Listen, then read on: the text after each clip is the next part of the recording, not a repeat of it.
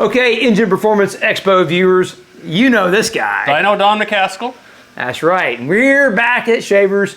This time, you know, this old test mule of ours has told us a whole bunch, hasn't it, Don? You know, we have pretty much worn ourselves out trying to learn from this motor and trying to hurt it, and we just can't do it. It just keeps going and going and going. It's like the ever-ready machine. It just won't stop. Exactly. And every time we do something, we're learning something new. Every single time. Right. You know, one of the recent things we learned this past year was the line-to-line skirt coating. I've heard about this stuff for a long time, but we actually got to use it for the first time on this particular engine. Right. And one of the reasons that we had to do this is because we went up and saw our good buddy Brad Legman up at QMP, and he gave us a perfect cylinder bore finish for our test. Right. And because of that, we had a fairly new piston that was in there it's been in there for not that long. Yeah. Because he had to make the bore a little bigger, we had to do something to put a coating on the piston to compensate for the piston to wall clearance. Now, in the past, when we have tried to do this,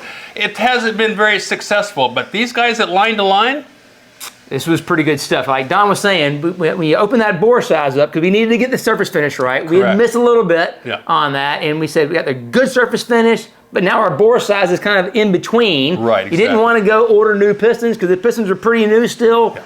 You know, what was cool is they were able to, you know, coat those skirts and add thickness to it to be able to compensate for that additional piston to wall clearance that would have been there. So now we have the right piston to wall clearance, and what's unique about it is it's abradable. So it's designed to wear off, but slightly. So it doesn't flake off in chunks. Right. It just kind of wears in and self-fits. Right. And it was pretty cool to be able to see, you know, what we saw blow-by-wise by, you know, having that correct piston to wall clearance, having the piston correct finish on the wall. Yep, all that together. It's the ring seal super I was talking about, right?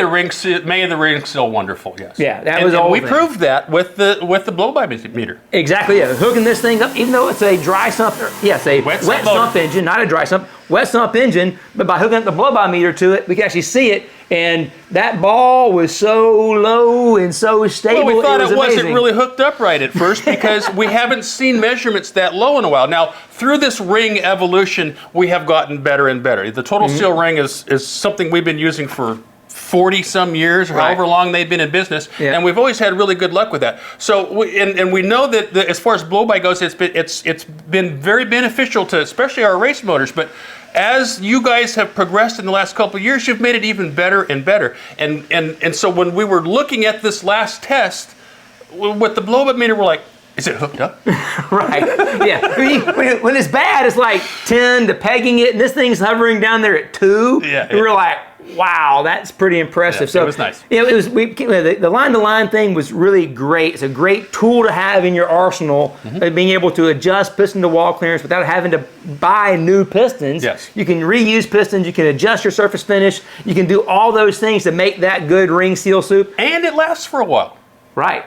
Really durable. Really happy with those guys at Line2Line. They did a great job. Yeah, so there's a little tech tip for you guys who are watching the Engine Performance Expo. Thanks for watching.